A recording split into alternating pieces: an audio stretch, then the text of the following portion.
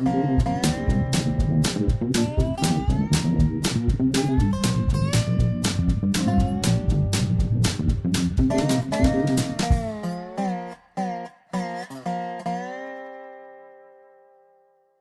is Dave Monk, Prairie Monk, WAFT Champaign, 90.1 on your FM dial. And Dave on the board. Today is Sunday, September the 13th. Try that again. This is October now. I'm only a month off. October the 13th. That's why it's fall already.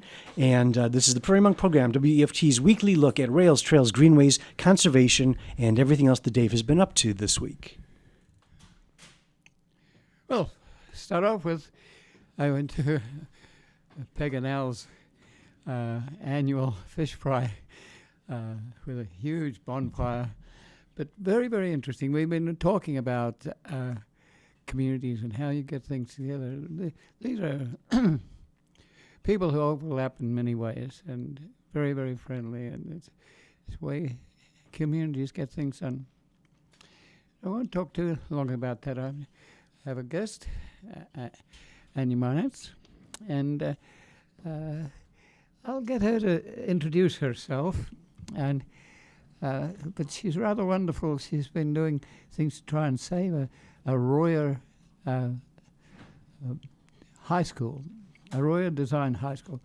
If you don't know, Royer was a relatively famous architect here in the 20s, and many of our buildings in Champaign and Urbana are Royer buildings.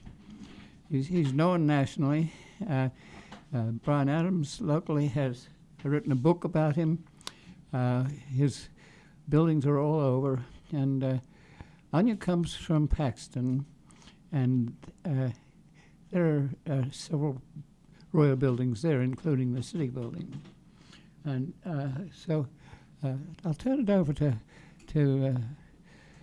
Anya. Good morning, and thank you for having me on the show.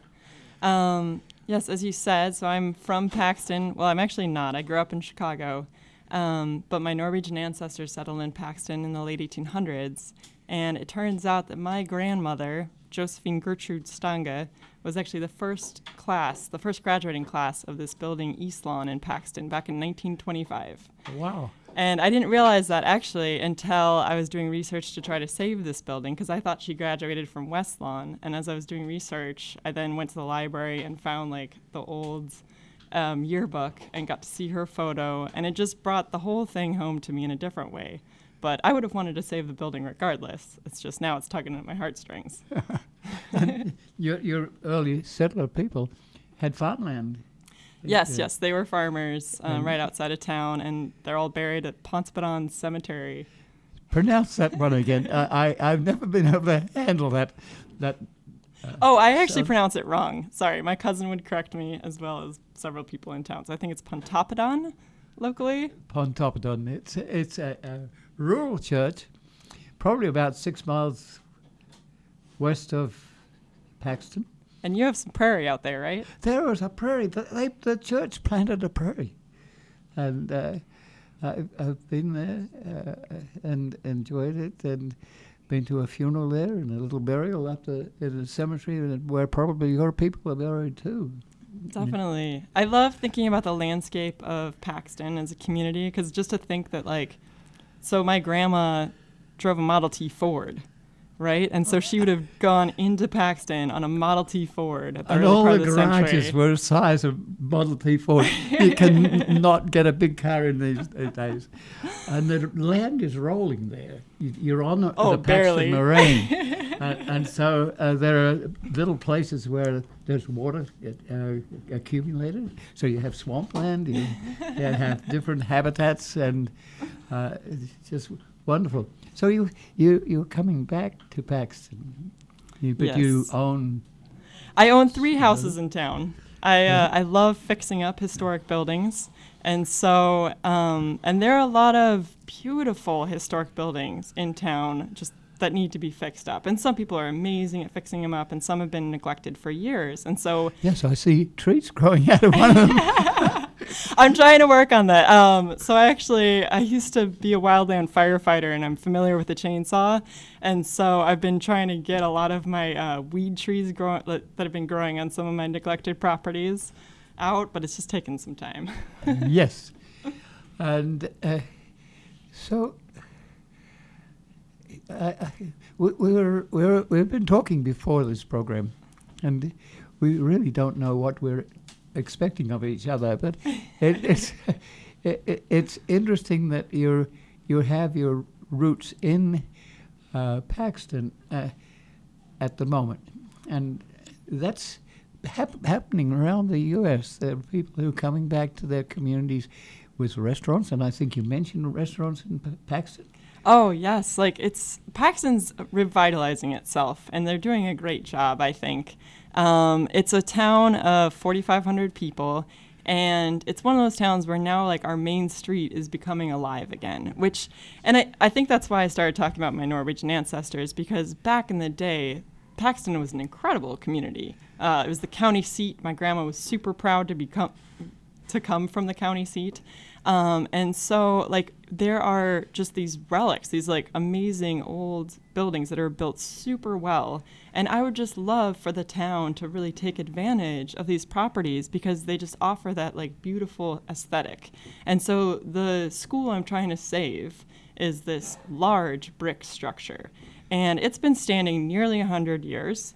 And it can easily stand another 100 more. But instead, they want to cost the taxpayers $1 million, over $1 million, to destroy this building, when it could eventually be one of the best assets to our community. Yes, I see revitalization. I see a tool rental place that's grown and is large. We have to rent from it if we are going to work on a prairie. Oh, nearby. the Paxton Hardware Yes. place, True Value. Yeah, I've rented a lot of tools from them. Yes. From like scissor lifts to I've done a lot of my own home renovations, and so I've rented like edgers and sanders for refinishing my floors. Yes. And I love the fact that they exist. Like, that's the other amazing thing about Paxton is that it's still a community. Like, we have a 24-hour local grocery store, which I think is phenomenal, because in most towns that's a Walmart, and we have a family-owned business instead. You have a pharmacy. Yes, we have a pharmacy. Hudson's. Yes. And it's really cool. I mean, it's an independent pharmacy, so it's not owned by Walgreens or Walmart or anything. Like, this is a family business. And you it's have a just water amazing. tower. Oh, yes, the water tower, which I would love to climb one day because rock climbing is a side hobby of mine. I just keep looking up on the inside and outside, just wanting to climb it. And there's a city building that goes with it, I think. Yes, there's a museum. And so the Paxton Foundation has been incredible at saving these buildings and doing amazing jobs. Like the jail. The jail almost got torn down years ago, and which was the silliest thing because it's one of the oldest sandstone jails in all of Illinois. And I was reading the paper and I was just shaking my head, and I was so thankful that people stepped up to save that building. Yes, and now it's beautiful. They really did an amazing job making like the front part into a museum, and then you get the old jail cells you can actually still go in, and they're left in a wonderful state. And they have paranormal visitors that come in to try to like call the ghosts, and it just I would love actually to like make it into like an Airbnb experience or something so that more people would come to town, but that's totally up to the people that run it, and it sounds like they actually have quite a few I can remember visitors. going to Sir Doris, and they had a little jail that would hold about 2 people. It was made out of planked wood. Oh, wow. And you had to climb up. The prisoners were down low. So you could house 2 drunks. and the village didn't want it, so it was on some farmland, but it was there. And Paxton has an airport. Yes, they do, but I'm not sure the state of it at the moment. Yes, I know that it's they have to lots of maintain debate. gasoline there, but I'm not sure if they're excited they have it. So and they've gone away from this 3-story school to a 1-story school, and it's just been expanded, and they've been celebrating the expansion. Right, so that was a big deal. It came up on a referendum in 2016, and the whole project, it was this big debate because in order to get the historic Eastlawn building up to the cost of living standards for I don't remember exactly what that word is, but for the students to be in, like it was going to be a lot of money that would need to be sunk in because you have like specific school requirements. And so they were faced with that. And so they were trying to figure out what their options were. And so on the ballot, they put an option to also put a addition to Clara Peterson and then also renovate Clara Peterson.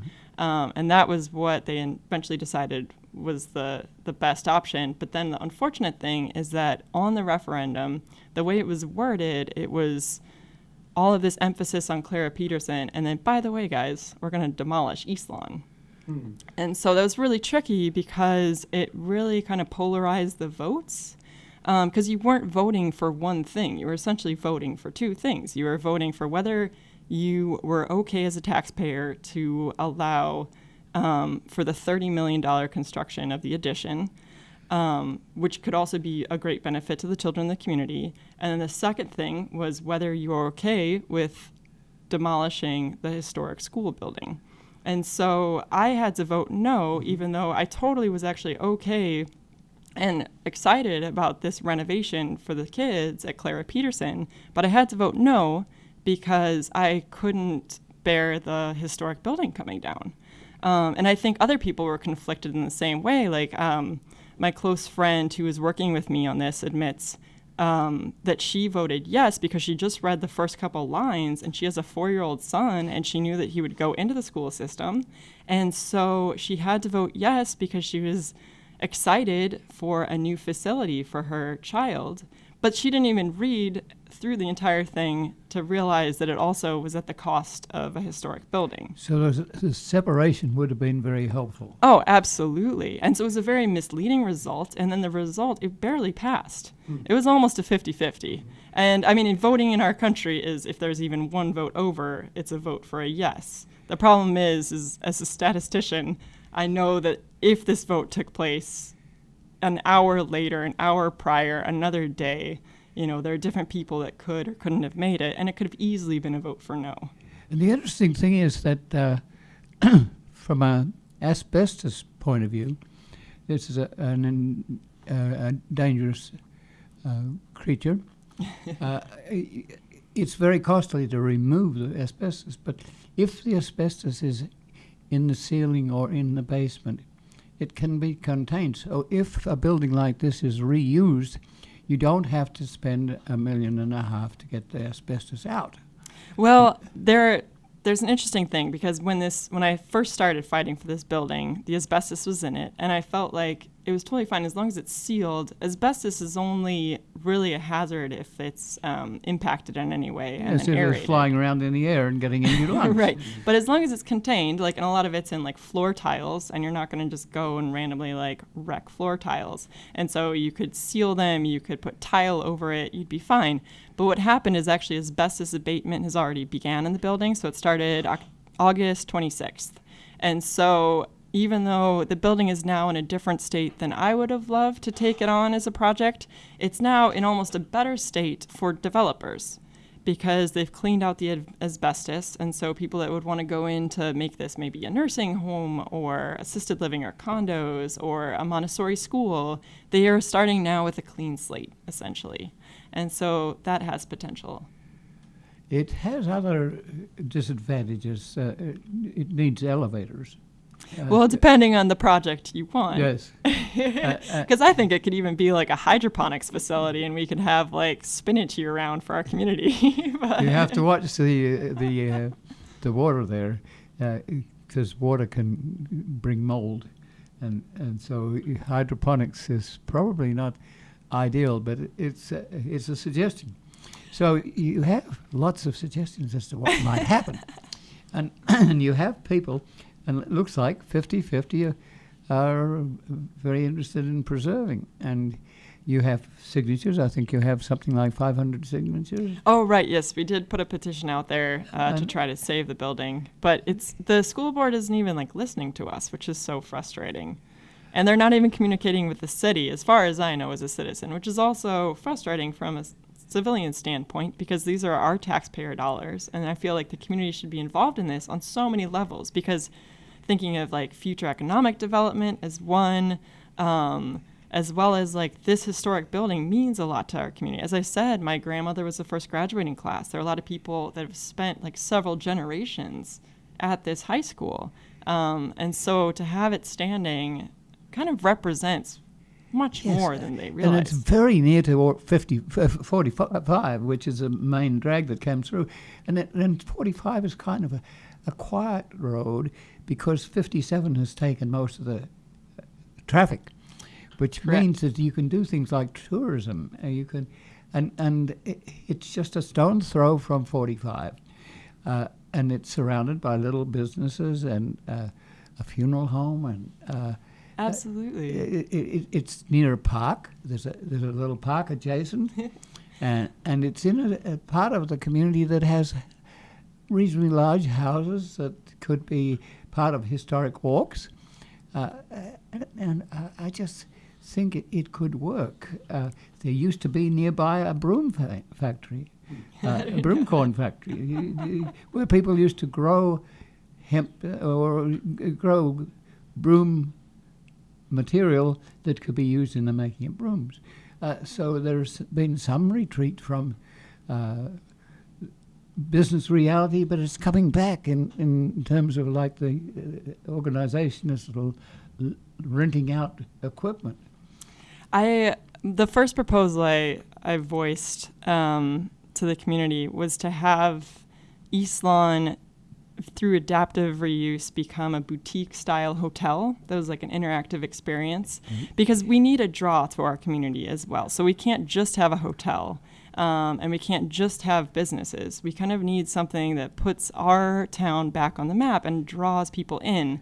But my thought, too, with that is as people would stay at the hotel or go to these experiences, which I'll have to explain a bit more about, they'll drive through town, they'll get off 57, because we're actually in a good position. We're 30 miles north of Champaign-Urbana, and then we're 2 hours south of Chicago. And so if you're on the route down to Memphis, essentially, from the city, like, this is a place you can interact with. Yes, we have an evil intent of taking tourists off at Kankakee and coming down 45, so visiting prairies at Loda, visiting historic cultural details at Larab or Sedan, or just looking at the history. Tourists are coming, eco-tourists are coming then. They want to find out who you are, what you're doing, and what's exciting about your town.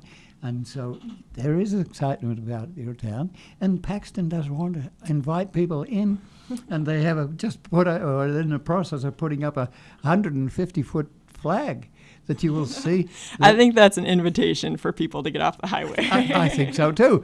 And there are interesting things. You're on a moraine, and that moraine you can stand.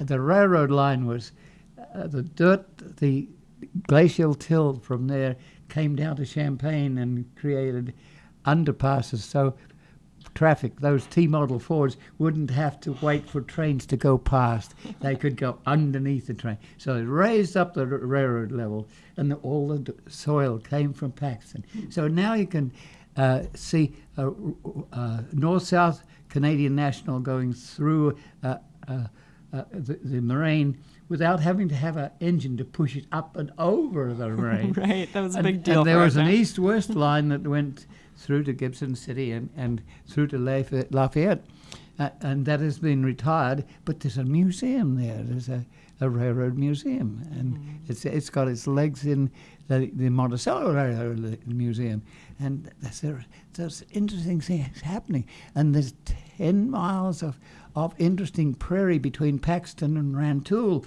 where there's a main line and an old Route 45 hidden in the bushes. And it's prime case for having a kiosk here and there in this parking space. You're not going to take cars down that, but you could take bicycles down there. And it's a prairie pathway. And at the south end, we have 9 acres of reconstruction prairie that uses that extra width. So we're hoping that people who are doing things in Paxton will also look at the nature of what was their heritage. Well, I love that concept too. You and I have talked about that before, like the intersection of like prairie conservation and cycling, and then kind of the ecotourism. And I think that's something that would be hard for most communities to wrap their mind around, that they have that potential. But they really do, and it's just an amazing thing, because I love cycling, and I've done like bike touring on the Pacific coast, and so the coast of Oregon, and I just love the pace, because you take your gear and you're out there for a couple of days, and I always thought it'd be so cool. I've always actually wanted to cycle all the way to Chicago, but it's hard to navigate the south side, so I've always been a little bit That's nervous. why we're starting at Kankakee. And we would go make a trace. A trace is a glorified trail, and you would go south all to Cairo and perhaps to New Orleans. So you have to think big. And part of what you're after is a strategic action plan, so that people can see the potential of what you're talking about. It might be a book that would have 2 pages for people who don't want to read very much, but 200 pages for engineers and others. Well, yeah, there's so many levels to this project, yes. and that's the problem too, is because there's so many possibilities.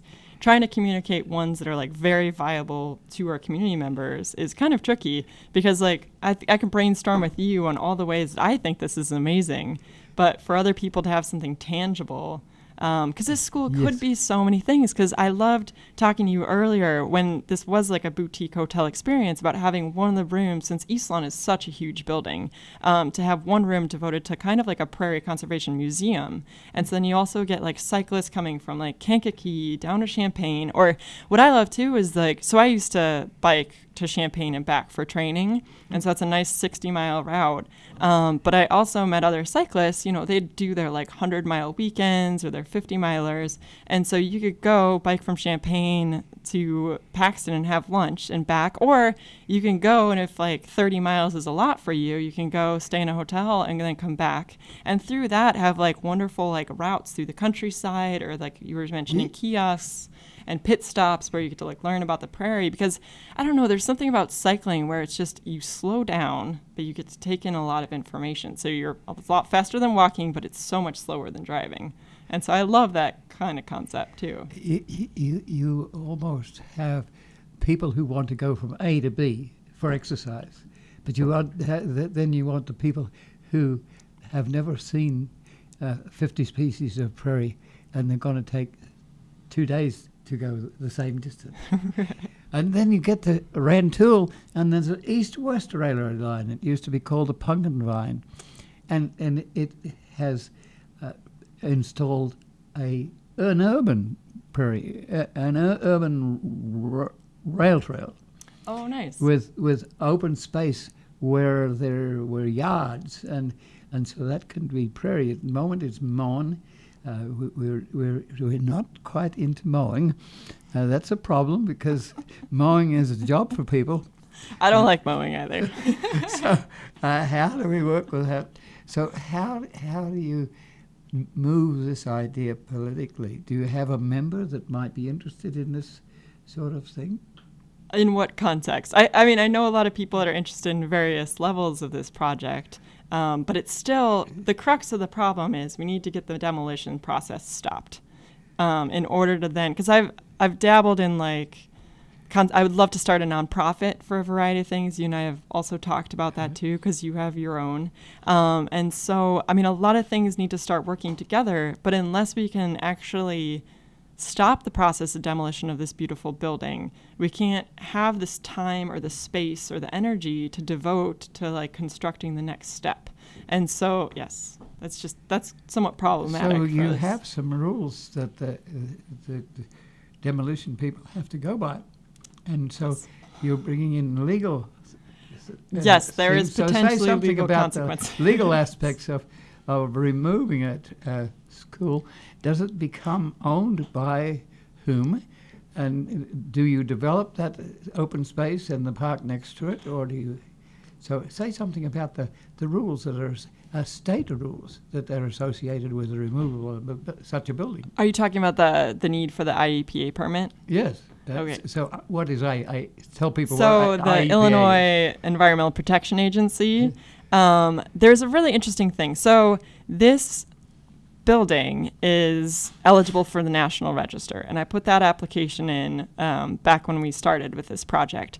The thing about the National Register is it's usually an honorary thing. And so, but in the case of if an entity has a permit or funds from the state or the feds, then that plays a different thing. And so if you have government funds, then you're restricted on what you can do with a registered historic building.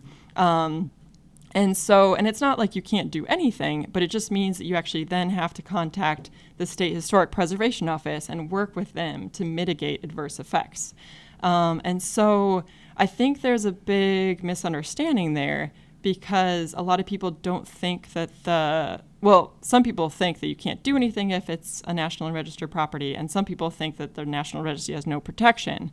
But in the case of Eastlawn, there is a permit that we are pretty sure that they have to actually apply for through the Illinois EPA, and that has to do with stormwater drainage. And it's basically because the size of this building site is great enough that it's going to affect the stormwater drainage in the community. And so they have to apply for this. The thing is that we've told them that they need to apply for this, and we've contacted the IEPA, and I can't find out if they've actually applied for it or not, or what that process is, which I feel is just a really bad thing if this isn't like a publicly acknowledged thing. And I mean, I know that they say in the newspaper that they're going to follow the law, but like, are they following the law on this? And then if this permit goes through, then that means that the National Register status makes them need to contact the Illinois State Historic Preservation Office to discuss the mitigating effects. And so it's kind of like I'm not sure exactly what's going on, but I'm getting the impression that they're just trying to bust through and go through the demolition and then ask forgiveness later, which is just making me very frustrated, if you can imagine. So yes, there are communities that very carefully keep themselves out of the state and federal domain so that they can do what they want to do. Strategic. Yes. So that's why I asked if you have a member that is a supporter of this, a member of the House of Representatives or at the state level or at the federal level. If you know anyone, please let them know. So, I've reached out, but it's the time frame on this is also really tricky, and so. Yes, if you have an awkward situation, then if you see the wrecking ball arrive, you know that the speed of removal is designed to eliminate the problem, and very quickly. Unfortunately. And I mean, the problem too is I don't necessarily want to go this route, but between the way the referendum was done and then this IEPA issue with the permit, these could both be grounds for an injunction, possibly. The only thing with an injunction is that that's also more cost to the community taxpayers, which is I was trying to save our community money in the first place and save the old building. And so... Yes. It seems that the control is in the hands of the school board, mm-hmm. and not in the hands of the community. Right, yeah, the city isn't extending themselves out there, and I don't know if it's because they don't think that they can do anything, or if they're just nervous because this is a large building, and I'm sure from their viewpoint there's a bit of a liability, because also, as we've talked about before, there are other examples of neglected school properties in adjacent towns as well as in our town, and so it's hard when you see a neglected property of that size to imagine it being something amazing. Mm-hmm. The only thing is you still have to imagine what the possibilities are, and to do like due diligence on like getting requests for proposals and like asking about development. Like this was never even on the table. This has never been put up for sale. No, not even talked about. Even like in the wording going up to the referendum, they weren't even thinking about Eastlawn ever being anything else other than either being renovated or torn down. And that's a big issue. I mean, this is an expense to the taxpayer. This is a historically significant building that it's really beautiful. It's beautiful brick. It has great detail. It has, this prominent architect that Urbana has a whole district named after built this building, also built our courthouse. I saw that Brian Adams, when he came on your show, they put up an image of a map of the architect Royer's buildings throughout the state. And this is it's historical ecotourism in a way. Yes. But you could tour these various buildings that Royer designed, and that would bring people with interest to these various communities, which would benefit so many. And some of those buildings have been restored and are functionally reused. Right, with like apartments, I think Yes. was one example that you talked about. So tell people what a request for proposal is. There are two types. One is coming from the federal government. They're asking you to respond to they're donating certain money to your organization. But there's also the request where you might put together a request for a proposal that the city might use. So tell us a little bit more about it. So I Request for think on the proposal. simplest level, I keep emphasizing request for proposal as opposed to just an outright bid, because since a lot of these properties, if they just go into the hands of the highest bidder, there's no guarantee to the community of what that means to the community. And so the request for proposals is essentially a way where the organization, where the building might not be even transferred to the highest bid, but it would be the best proposal for that community.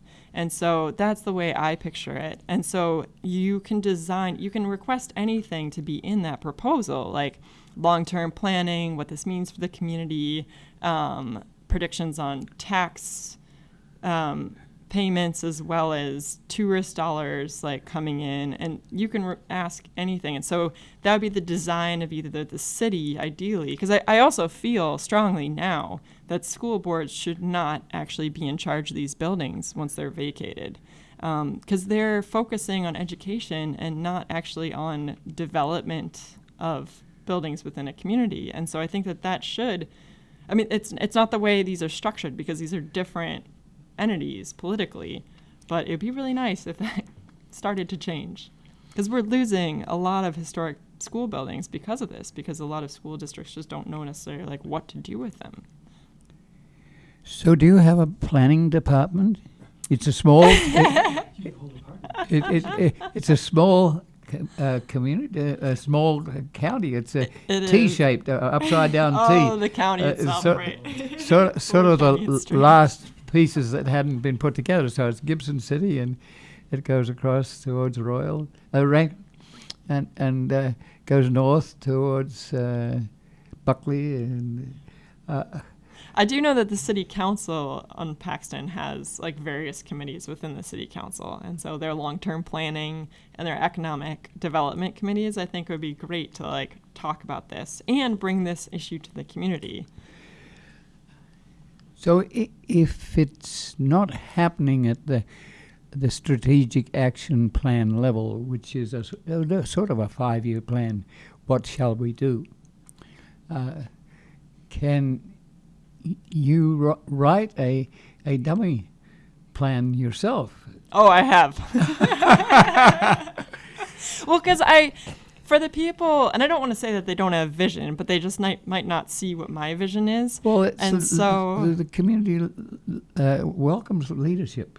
They're not going to stand up and be counted on a podium. They're going to be there, but they need leadership, and they haven't got the confidence often.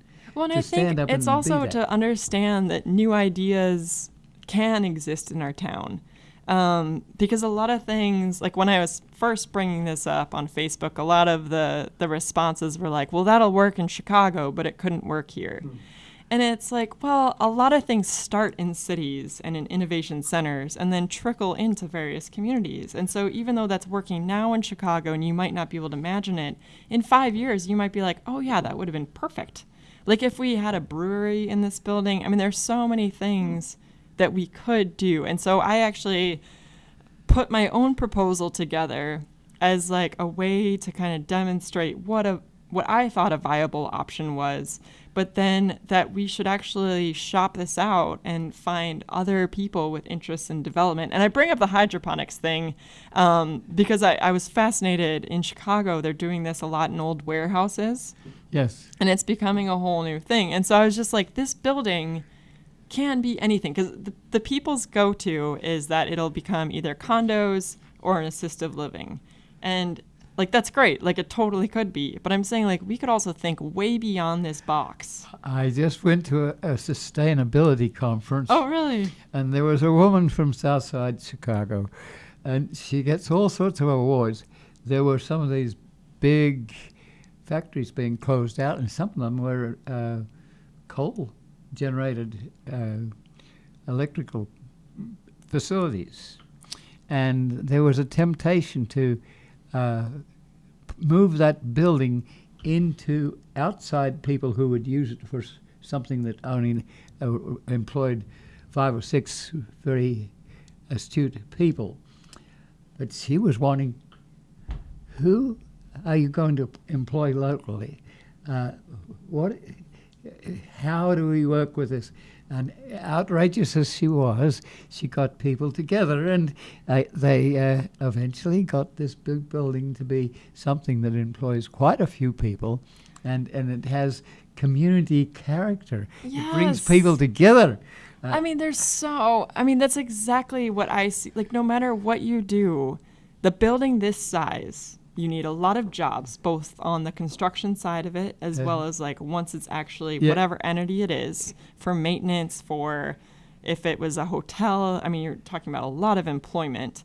It could also be a factory warehouse, like for an actual like company as well. And so these are all things that benefit the community in the long run. And this building is a solid brick structure. And so, like, if we lose it, we are losing out on this potential economic development that's just like ready for something new for our community. And that frustrates me.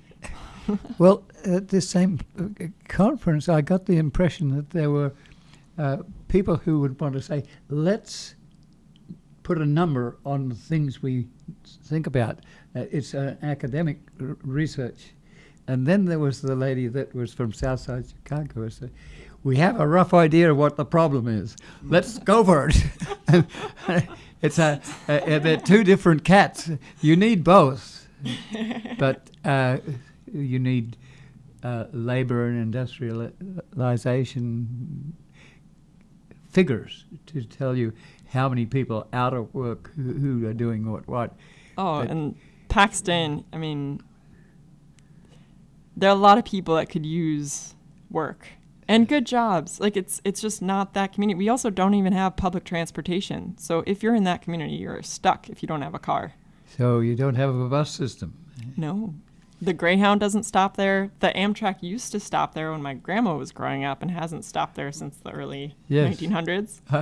I would sometimes go to Chicago by train. I would stand in the back window, and I'd watch the prairie as I could go, so I could tell what was flowering and what was doing at the moment. And I would get the Greyhound back, and they're not supposed to stop at these places, but I would be able to say, can you stop me at Otto? And I'll get out. And then I got onto at Otto. They were repairing the railroad line, and there were like 6 buses loaded with workers. And I crawled onto those buses and told them what they were working with, what the plants were. And tour guide. About 8 or 10 years later, I was at a WEF Fest, and a guy who was tattoos all over came up to me and said, I know who you are. He says, you crawled onto one of our buses and told us what we were working with. And so he hadn't forgotten. And that sort of thing you have to do a little bit of. The difficulty is that you get a name for doing that sort of thing, which is not in lockstep with the general trend of things. And so you have to be very careful not to overdo that sort of thing. And it's so you happen to be leading the push at the moment. and that. Or at least I'm the public face of this push. So that can be a very difficult role to occupy. I've lost a lot of sleep over this already, but I knew that I would lose even more sleep had I done nothing. Yes, and you have your roots there, and as an academic person, you're likely to stay there. I mean, I'm already invested. I have 3 properties in that town, and my life takes me all over the world. And so I love having, I actually have been calling Paxton my base camp affectionately, because I spend a lot of time, like my main hobby is mountaineering. So it's probably where I got base camp from.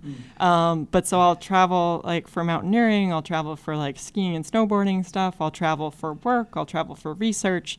And so, and I've lived in places that are so much more expensive. I was in Hawaii for 3 years. I had a fellowship with the military for 8, working as a forensic anthropologist. And it's amazing, like when you're in Hawaii, I mean, even as a grown-up, you have to like have roommates practically to survive, on that budget. If you're living in Colorado, it's the same thing. Like I went out there, I had like 5 roommates as a grown person in like a 1 kitchen, 1 bathroom house. And I was still paying like $600, and that was on like a subsidized like employee housing situation. And so like when I come back to Paxton, I mean, the houses I own, like I'm still fixing them all up, but like they're gorgeous, historic houses with like, carved woodwork and wood floors and just great bones. And I mean, I feel like $1 million when I'm in that town compared to. You're also like an other artist. places. Yes. And you can infuse the art. Well, I mean, it inspires you, I think, because like I think of like the craftsmanship and the quality that came out of that like 100 years ago, and all the effort that put into that building, like stained glass and everything. Yes, and you had larger families. So some of the big houses have been broken up for smaller apartments. Very true. So then sometimes kind people come back and make it a one-family home. And which is wonderful too, because it's cool to see it back. So State Street, I think, is a street that has a lot of bigger, older homes. Yeah, and Center Street does too, and they're mansions, because it's just back in the day, Paxton was a serious place to be with like the farming and the Route 45 and the railroad. And so you can't build houses like this anymore. I mean, you can build like large square footage homes, but they're not the same. They just don't have that character. Yeah. But some of these houses had widows' walks. Yes. There were towers on the top, and it wasn't necessarily looking for a widow or a widow looking for a farmer. But they could look out on that farmland. Or look out at the stars at night. Yes. That'd be amazing. Some people actually slept on their roofs because they could see. There are actually quite a number of sleeping porches still in existence on buildings in Paxton, where like the upper story has like a screened-in area, and it's really quite cool. Yes, and yes, you can. Some of them have skylights that. And a lot of these buildings are surprisingly intact, which I love. So I grew up in Chicago, and I got to see a lot of flux in neighborhoods happen.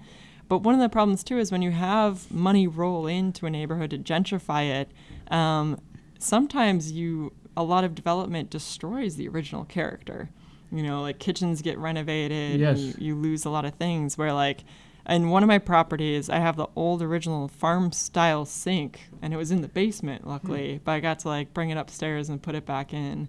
And, a lot of these buildings are still going to have, like, dumbwaiters and, like, just those cool things. And the same thing with the school. Before asbestos abatement, that school was, like, pristine from a historical perspective because they hadn't injected all of the money to, like, recoat everything in vinyl and do whatever like most schools end up doing for renovations. And so it was like a kid at a candy store just walking into this. And it's so funny because like I'm sure community members look at that and they're like, oh my gosh, it's so outdated, it's so neglected. And I'm like, it's so perfect. You have no idea how amazing it is to see a building in this state. But I'm afraid that since asbestos abatement has happened, a lot of things probably have changed. Well, there was a sale in many of the interior accoutrements were removed. Right, because there were like built-in cabinets, like wood built-ins, yes, and lockers, and they were so cool. The building is brick, and the brick structure is rather wonderful. And there's an extension, and the extension has been made perfectly to match. Right. The Yeah. The original only was. thing is the interior is cinder block walls as opposed to brick walls.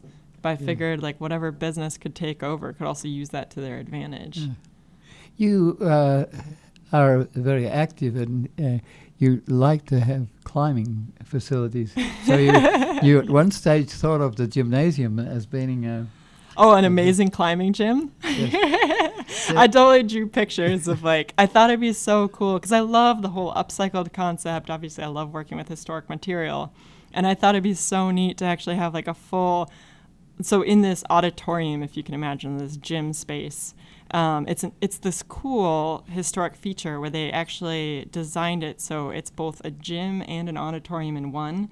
And so you actually like look at plays that are taking place on a basketball court.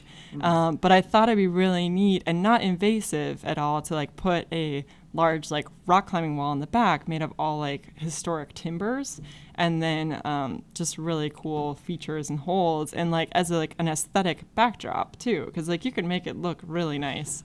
And then as a climber, I love climbing literally everything.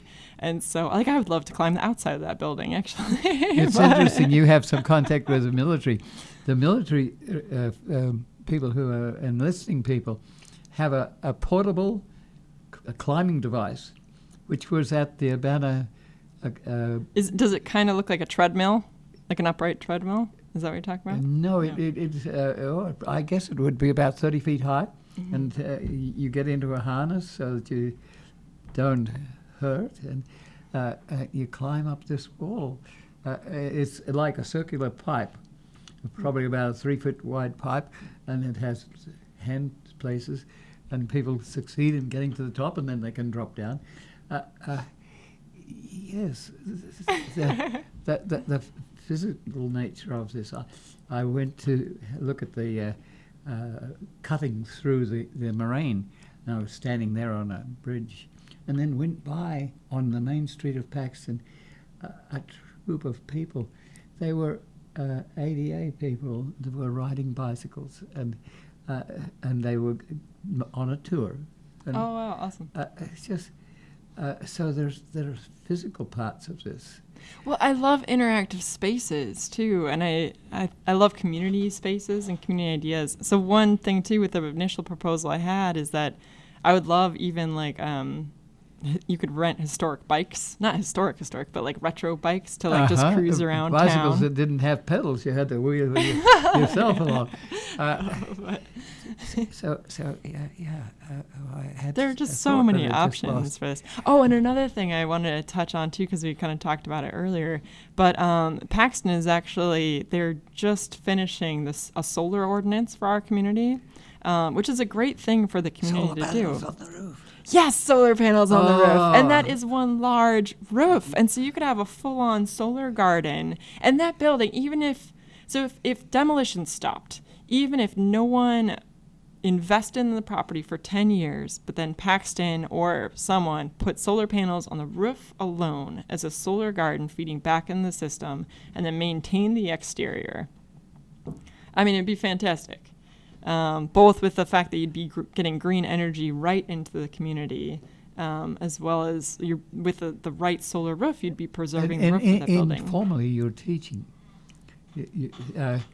Well, Paxton doesn't realize how green it can be. I mean, it has a lot of things like setting up for like this perfect existence in the future. But I think people are just starting to realize, because like our main street, the pharmacy, the Trader Joe's even knows we exist because of Paxton Packaging, which packages like high-end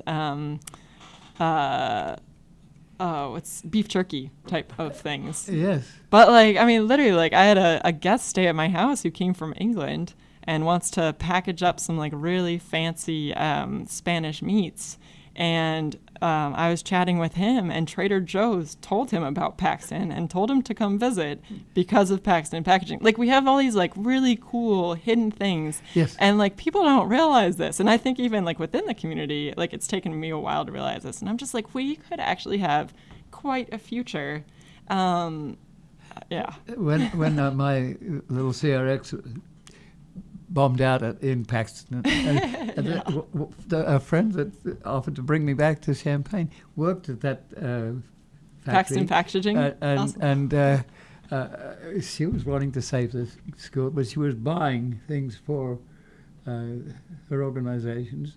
And what is what is the number of school children? Is the school children growing? What's the It population? is declining steadily. It has been declining for the last decade, slowly, but it is. And that's a big problem, because not only as our community are we invested in this long-term school project, but also as a community, if you need to sustain yourself and thrive, you're going to need the next generation. And so I would love it if the right kind of development came into Eastlawn, so that we could like get more families to come into the area, because these are houses. I mean, it's a very affordable place for families to live. And a lot of people actually don't end up working in Paxton, but working in adjacent communities or even Yes, working for in a long Champaign. time when Chanute was an Air Force base at Rantoul, this was a bedroom community. Yeah. I mean, it's a beautiful community. It's walkable. You have a lot of parks. You have a lot of resources. I love how the people on the main strip. I mean, the new restaurants. Humble Hog and the Harvest Ale House are owned by Ben Grice, and he's done an amazing job. And then other people that own other restaurants. The arcade has been around since my grandma was in high school, but it's a family-owned business. It's gone through different generations, and they've just renovated their property. There's another. I mean, we have like 2 bakeries. We're not a big town, but we have like all these like little things that I just love. But you also have a cemetery. There's Prospect Cemetery. It's named Prospect because at one stage Paxton was called Prospect.